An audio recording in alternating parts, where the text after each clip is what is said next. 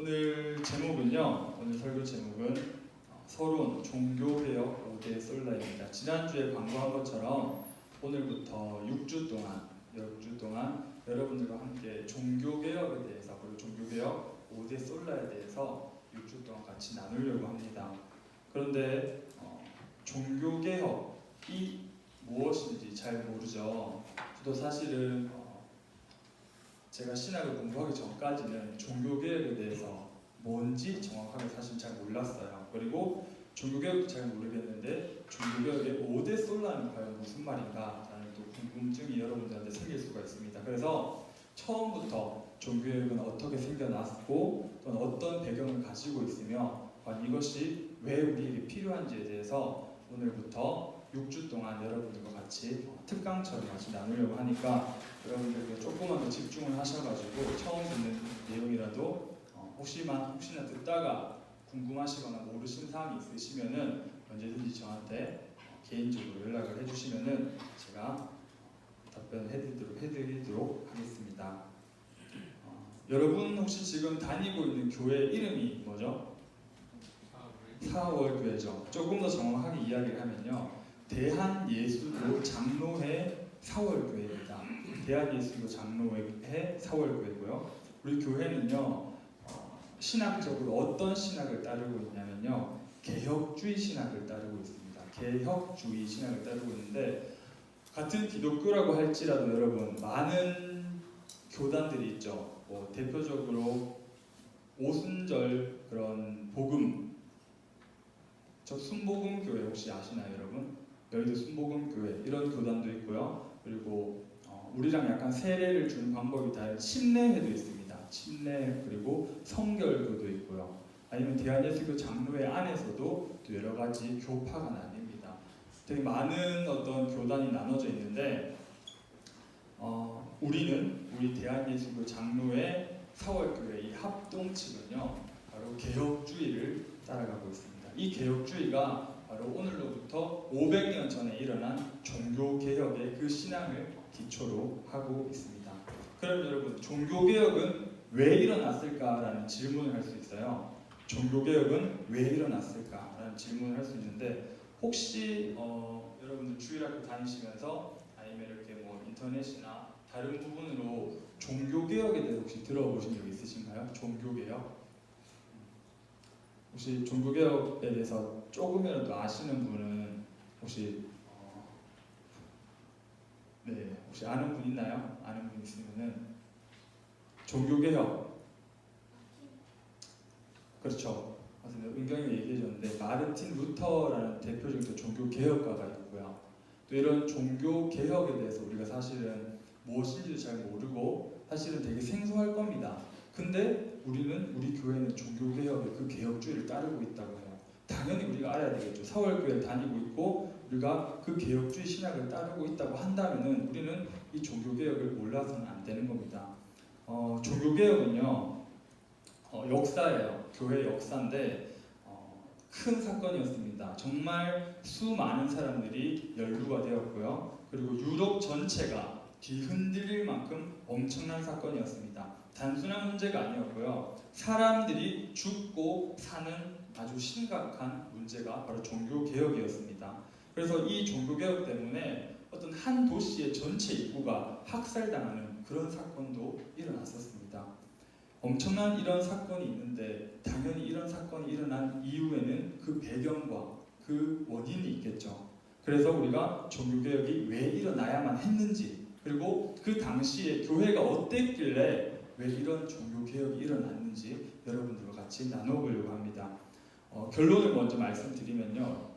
종교개혁은 바로 중세교회의 어떤 타락, 중세교회의 잘못을 똑바로 하기 위해서 일어난 것이 바로 종교개혁입니다. 여러분들 예수님께서 십자가에 돌아가시고 다시 부활하셨다가 제자들에게 성령을 약속하시고 그리고 승천을 하셨습니다. 그리고 나서 성령을 받은 제자들이 함께 모여서 이루어진 교회의 이름이 뭐죠? 함께 그 사도들과 성령을 받아서 같이 모여서 제일 처음 생겼던 그 교회의 이름이 바로 우리는 이름은 아니고 초대교회라고 합니다. 그렇죠? 초대교회라고 하는데 그게 바로 1세기부터 시작되는 교회가 바로 초대교회입니다. 이렇게 지금 화면에 보시면 잘 보이는지 모르겠는데 여기 보시면 1세기 초대교회부터 시작해서 4세기까지 이 초대교회가 이어지고요. 그리고 4세기부터 이제 16세기까지 중세교회가 약 1000년 정도 이 중세교회까지 이어지는데 이때는 다른 종교들보다 이 전 유럽 전체에 이 기독교 교회가 가장 영향력 있고 가장 큰 종교로 발전하게 됩니다. 그래서 사실은 교회랑 어떤 이 정치 권력이 아주 밀접한 관계를 가지게 됩니다. 그래서 약 1000년 정도 이 중세 교회를 지내게 되는데 문제는 뭐냐면요. 교회가 전체 이런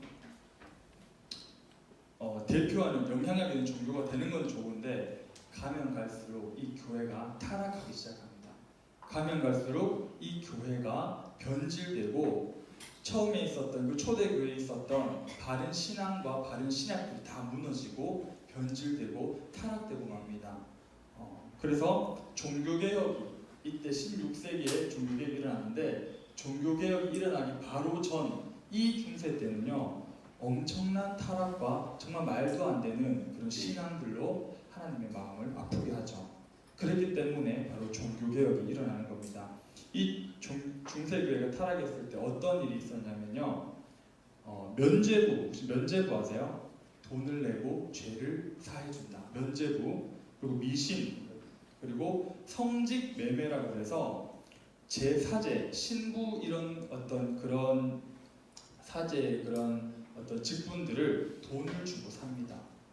돈을 주고 사는 그런 것들도 있고요. 그리고 정치 권력과 아주 그런 연계가 되어서 되게 타락을 했었고 거짓 성직자 그리고 공로 사상이라는 게 있는데 이게 뭐냐면 우리가 항상 여러분들을 나누는 하나가 우리의 힘으로는 구원을 받을 수 없다라고 제가 여러분들하고 같이 나누잖아요. 그런데 이때는요 자신의 힘으로 자신의 선행으로 자신의 어떤 그런 행위로 구원을 받을 수 있다는 공로 사상 그리고 행위 구원 사상들이 바로 이 중세교회 때 아주 성행을 하게 됩니다. 그리고 또 어떤 일이 있었냐면요 이 사제들만의 자신들의 어떤 권력을 확실하게 하기 위해서 일반 백성들한테는 성경을 가르치지 않습니다. 일반 백성들한테는 성경을 알게 하지 않습니다. 원어, 라틴어 자기들이 공부해야지만 사제들이 공부해야지만 알 수 있는 그 언어들로만 성경을 만들고요. 일반 백성들이 성경에 접근하지 못하게. 왜냐? 일반 백성들이 성경을 공부해서 바른 신앙이 뭔지 알아버리면은 자신들이 행하고 있던 이 모든 것들이 무너지잖아요. 그렇죠? 그렇기 때문에 성경을 가까이 하지 못하게 그런 행위들을 합니다. 이게 바로 중세교회에 있었던 아주 많은 어떤 그런 안 좋은 상황들이었는데요. 이런 것들을 쫙 정리를 해보면은 한 가지 근본적인 원인을 찾을 수가 있어요. 이 많은 죄악들, 이 많은 타락들 가운데 가장 핵심적인 원인은 뭐였냐면요. 사제주의였습니다. 사제주의라는 것이 바로 이 중세교회가 타락했던 가장 근본적인 원인이었는데요. 여러분들 사제라는 말 들어보셨죠? 사제라는 말 들어보셨을 텐데 사제는 어떤 사람이냐면요. 대부분의 우리 종교는 믿음의 대상이 있고 믿는 사람이 있습니다. 우리 기독교는요. 믿음의 대상이 누구죠? 하나님. 믿는 사람은 우리죠. 이슬람 교도들이 믿는 믿음의 대상은 알라신입니다. 그리고 믿는 이슬람 교도들이 있고요. 힌두교도는 아주 다양한 어떤 신들이 있는데 그 중에 뭐 대표적인 시바신 같은 어떤 대표적인 신들이 있지만 잊지 마세요. 그런 신들이 있지만 그런 신들의 그 밑에 믿는 힌두 교도들이 있습니다. 그렇기 때문에 신이 있고 모든 또 믿는 사람이 있는 게 보통 일반적인 종교예요. 그런데 그 사이에 중간 역할을 해주는 게 바로 사제입니다. 그 사람들의 죄를 대신해서 신에게 전달해서 용서받게 하고 그 사람들의 어떤 소원을 이 사제들이 중간 역할을 하면서 받아가지고 신에게 전달해서 들어주는 그런 역할들을 하게 되는 거죠. 그래서 제사라는 어떤 많은 어떤 종류의 그런 형태가 있지만 제사라는 방법을 통해서 대신 신께 빌어주는 역할을 하는 것이 바로 사제입니다. 종교마다 이 사제의 명칭은 다 달라요. 뭐 불교 같은 경우는 승려라고도 하고 각 종교마다 사제 이름도 다 다릅니다. 근데 여기서 질문 하나 더 드릴게요. 우리가 지금 믿는 종교, 우리가 믿는 이 기독교에서는 혹시 사제가 필요할까요? 필요하지 않을까요? 사제 필요 없나요? 저는 사제가 아닌가요? 목사님 혹시 사제가 아닌가요? 네, 맞습니다. 아닙니다. 우리는 사제가 아니고요. 정답은 사제는 필요가 없습니다. 왜 필요가 없냐면요. 구약 성경에서는 사실은 제사를 드리면서 우리가 사제 하나님에 대한 어떤 그 죄를 지성소에서 하나님의 양이나 염소를 제물로 바쳐서 우리가 죄를 속죄하는 그런 제사장들이 있었잖아요. 근데 예수님께서 이 모든 것들을 한 번에 회하시고 예수님께서 자기를 희생 제물로 드림으로써 이 모든 제사, 이 모든 사제, 이런 모든 율법들을 폐하시고 예수님께서 그 율법을 완성시키신 겁니다. 그렇기 때문에 우리가 지금 예배드리면서 하나님께 바로 기도드릴 수 있는 것은 다 예수님 때문인 거죠. 우리가 만약 예수님께서 그렇게 하지 않으셨다면 우리도 지금 똑같이 양이나 염소를 끌고 가서 제사를 드려야 되는 겁니다. 하지만 예수님께서 그 율법들을 다 완성시키시고 자기를 제물로 드리심으로써 이 모든 것들을 완성시키신 거죠. 그렇기 때문에 이제 제사나 사제가 필요 없게 됩니다. 우리 기독교는 그래서 하나님께 바로 기도를 드릴 수 있는 거죠. 예배를 드릴 수 있고. 그런데 이 사실은 당연히 초대교회 때 당연히 다 알고 있었습니다. 알고 있었는데 이 사람들의 심리가 어떠냐면요. 은근슬쩍 또 이런 중간에 나는 너무 비천하고 신은 너무 위대하니까 뭔가 중간에 있었으면 좋겠다. 이런 마음들이 슬금슬금 생겨나는 거죠. 슬금슬금 생겨나서 이제 이 중세교회 때는 사제라는 개념이 다시 또 도입이 되게 되는 겁니다. 그래서 우리가 보통 얘기할 때 뭐 사제 그리고 성직자 그리고 뭐 평신도라는 이야기를 또 많이 해요. 근데 이 평신도라는 단어가 아주 안 좋은 단어입니다. 바로 사제랑 평신도를 구분하는 되게 안 좋은 단어이기 때문에 그것보다 우리는 뭐 신자, 그냥 성도, 뭐 교인 되게 좋은 단어들이 있죠. 그렇기 때문에 평신도라는 말은 우리가 사용을 안 했으면 좋을 것 같습니다. 평신도 왜 그래요? 평신도라는 그 개념이 사제랑 이렇게 우리를 구분짓는 그런 개념이기 때문에 안 쓰는 게 좋은 거죠. 네, 제 성함은 최은식 전도사입니다. 저는 사제는 아니고요, 전도사입니다.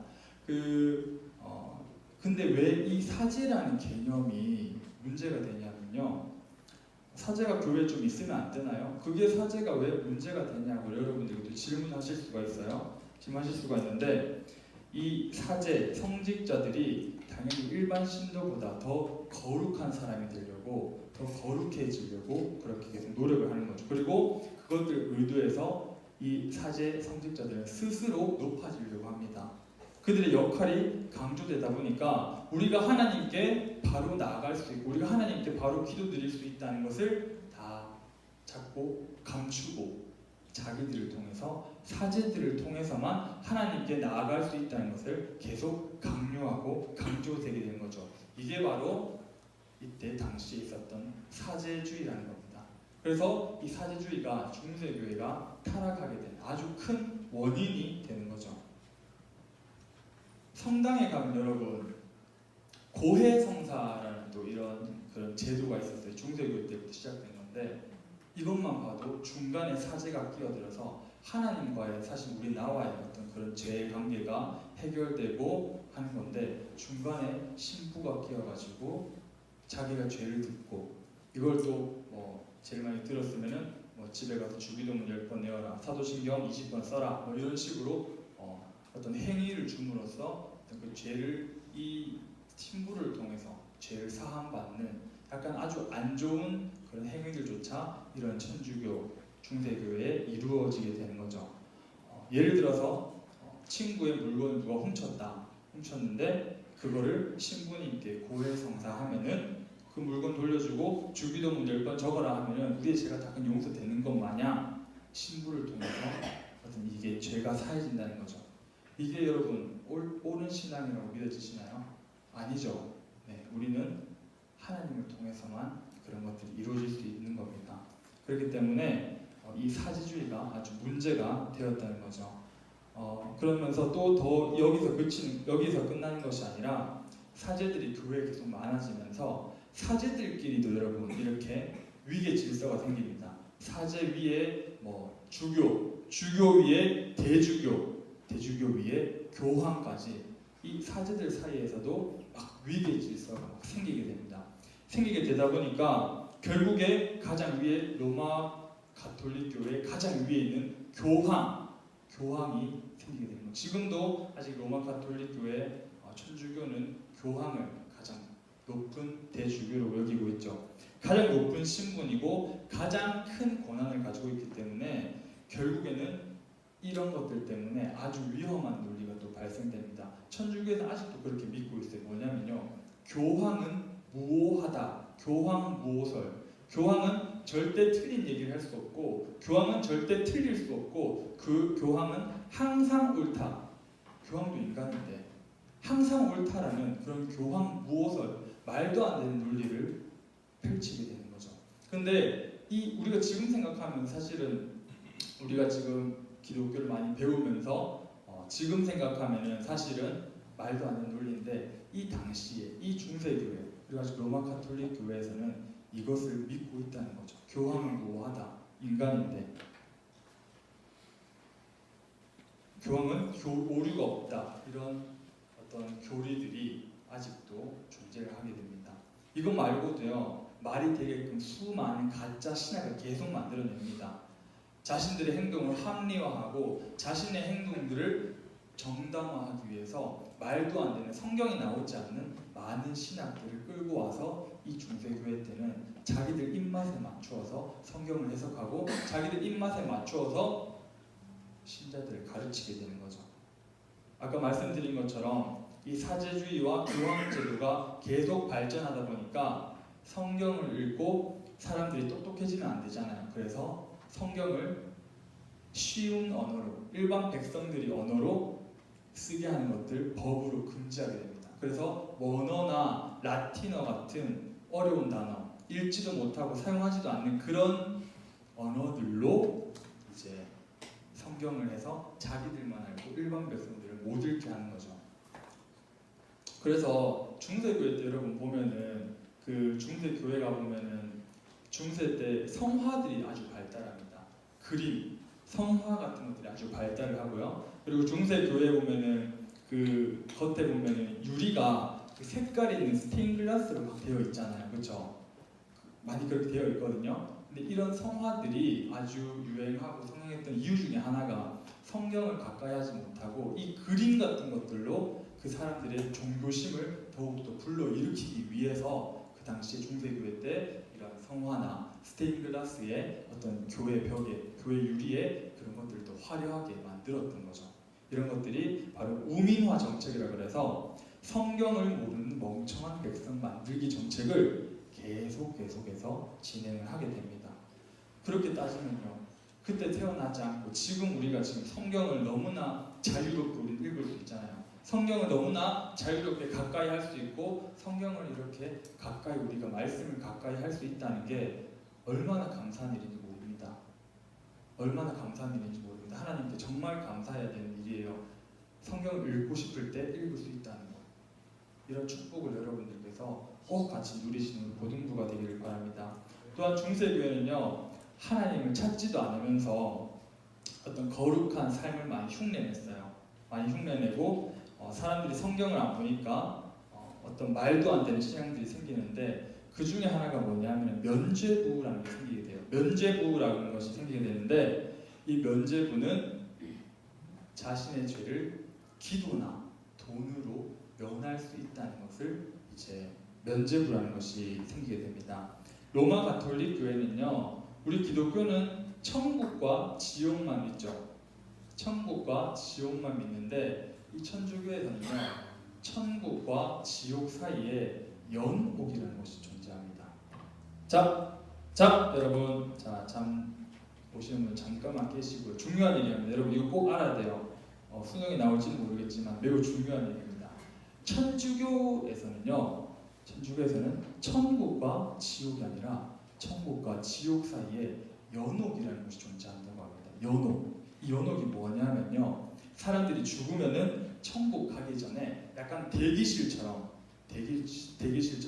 그 연옥에 모여서 자신이 그동안 살아왔던 그 죄들을 그 연옥 안에서 계속 회개하고 그 정당하게 어떤 벌을 받아서 나중에 결국 이제 천국에 가게 되는 약간 대기실 같은 곳이죠. 이 연옥이라는 것이 존재를 하는데 이게 뭐가 중요하냐면요, 이 천주교, 이 로마 가톨릭 교회에서 주장을 하는 것은 이 자신이 살았을 때 지은 죄가 이 연옥 속에 들어가서 다 사해졌을 때, 이 합당한 대가를 다 치렀을 때 천국을 갈 수 있다는 건데, 만약에 누가 죽었어요. 예를 들어 누가 죽었는데 그 가족이, 살아있는 가족이 그 사람을 위해서 기도를 계속하는 겁니다. 기도를 계속하게 되면은 이 사람의, 예를 들어서 500년 동안 연옥에 살아야 되는데 그것들이 밖에서 살아있는 사람이 기도를 했기 때문에 그 연수가 줄어들어서 결국엔 천국에 더 빨리 갈 수 있다. 이런 개념들이 생겨나는 거예요. 여기서 더 발전된 게 뭐냐면요, 돈을 내면은 이 연옥에 있는 죽은 할아버지, 할머니, 우리 아버지, 어머니가 연옥에 있는데 살아있는 내가 돈을 내면은 이 연옥에서 살아야 될 기간을 줄여주는, 이런 말도 안 되는 신앙이 이 당시에 선행을 하는 거죠. 그래서 면죄부를 통해서 이 교회, 로마 가톨릭 교회는 돈을 더 버는 말도 안 되는 정말 타락한 신앙들이 이렇게 발전을 하게 됩니다. 되게 유명한 그 에피소드 중에 하나가 요한 테첼이라는 어떤 수도사가 있었어요. 이 사람은 신앙보다는 뭔가 엄청난 세일즈맨이었는데 어떻게 이제 그 면죄부를 판매를 했냐면요, 자신의 손을 불을 딱 켜놓고요, 앞에 불을 딱 켜놓고 사람들 쫙 모여 있으면은 손을 그 탁 위에 얹습니다. 진짜로 불 위에 손을 얹어서 살 타는 냄새가 나고 여기가 다 벌어질 때까지 이렇게 자신의 살을 1분 넘게 이렇게 다 태우고 나서는 이걸 보여주면서, 여러분 연옥에 가면은 이것보다도 더한 불이 여러분들의 가족을 그렇게 불태우고 있습니다. 그렇기 때문에 여러분 면죄부를 사서 그들을 연옥에서 구원하십시오. 엄청난 세일즈맨이죠. 자신의 정말 이것까지 하면서 그만큼 말도 안 되는 신앙을 했던 그런 에피소드도 있다고 해요. 진짜 이런 말도 안 되는 신앙들이, 정말 타락한 신앙들이 제대로 된 복음이 아니라 정말 자신들의 입맛에 맞춘 자신들의 권리를 보장하기 위한 그런 말도 안 되는 신학들이 이 중세교회에 있었기 때문에 종교개혁이 당연히 일어날 수밖에 없었던 거죠. 이런 배경들 때문에 정말 성경을 알고 성경을 제대로, 복음을 제대로 아는 사람들은 종교개혁을 일으킬 수밖에 없었던 거죠. 그래서 종교개혁 중에 가장 대표적인 사람이 마르틴 루터라는 사람인데, 이 마르틴 루터가 평범하고 사실은 순전한 로마 가톨릭의 사제였는데, 어떤 그 로마 교회의 면죄부나 어떤 그런 타락했던 그런 상황들을 보면서 너무나 충격을 받고, 또한 로마서를 공부하면서 이게 진짜 제대로 된 신앙이 아니구나, 제대로 된 복음이 아니구나 해서 이제 그 종교개혁의 어떤 불씨를 일으키는 거죠. 사실은 이 루터가 종교개혁을 다 이룬 건 아닙니다. 그전에도 성경으로 돌아가고 성경을 바르게 이해하려는 사람들이 아주 많이 노력을 했는데, 이 루터는 그 말씀들, 그 변화하고자 하고 있는 그 화약고가 모인 곳에 정말 성냥을 딱 켜서 이 시발점이 된 거죠. 성령을 딱 부어서, 성냥을 부어서 화약고가 터질 수 있게끔 한 것이 바로 루터의 역할이었습니다. 이게 바로 우리가 아는 종교개혁인 거죠. 그래서 루터를 비롯해서 칼빈이든지 앞으로 계속 그런 종교개혁들이 서서히 변화가 됩니다. 이 종교개혁의 역사, 이 배경을 알아야지만 우리가 앞으로 5주 동안 배울 이 5대 솔라, 종교개혁의 5대 솔라, 우리가 과연 어떤 신앙을 향해 나아가야 되는지, 우리가 과연 어떤 신앙 고백이 바른 신앙 고백인 건지 앞으로 5주 동안 이어질 겁니다. 여러분 주보 한번 잠깐 살펴보세요. 주보 제일 앞쪽에 보면은 그림을 제가 하나 글이랑 넣어놨는데 이게 바로 우리 종교개혁에서 그 고백했었던 종교개혁에서 가르쳤던 5대 솔라라는 겁니다. 그래서 이게 다 라틴어예요. 솔라 그라티아, 솔라 피데, 솔루스 크리스토스, 솔리데오 글로리아, 솔라 스크립추라. 이게 다 라틴어인데요. 이게 무슨 뜻이냐면요. 솔라 그라티아는 오직 은혜, 솔라 그라티아는 오직 은혜, 솔라 피데는 오직 믿음, 그리고 솔루스 크리스토스는 오직 그리스도, 솔리데오 글로리아는 오직 하나님께 영광, 그리고 솔라 스크립추라는 오직 성경입니다. 이 5가지 종교개혁의 이 5가지 5대 표제를 통하여서 우리의 신앙이 여기서부터 출발한다는 거죠. 여기서부터 출발하기 때문에 우리는 당연히 이 5대 솔라를 알고 기억을 해야 되고 또 우리들의 바른 신앙 고백이 되어야 합니다. 그래서 다음 주부터 이 오직 은혜, 오직 믿음, 오직 그리스도, 오직 하나님께 영광, 오직 성경을 한 챕터씩 해서 5주 동안 진행을 할 거예요. 과연 이 오직 은혜의 배경, 그리고 왜 우리가 오직 은혜인지, 오직 믿음인지, 왜 오직 그리스도인지, 왜 우리가 오직 하나님께만 영광을 돌려야 되는지, 그리고 왜 우리가 오직 성경만을 바라봐야 하는지에 대해서 다음 주부터 우리가 5주 동안 진행을 할 겁니다. 이 여러분들께서 이 입술로 고백할 수 있고 마음으로 이 5대 솔라를 고백할 수 있는 개혁주를 바르게 하는 고등부가 되기를 예수님의 이름으로 간절히 소망합니다.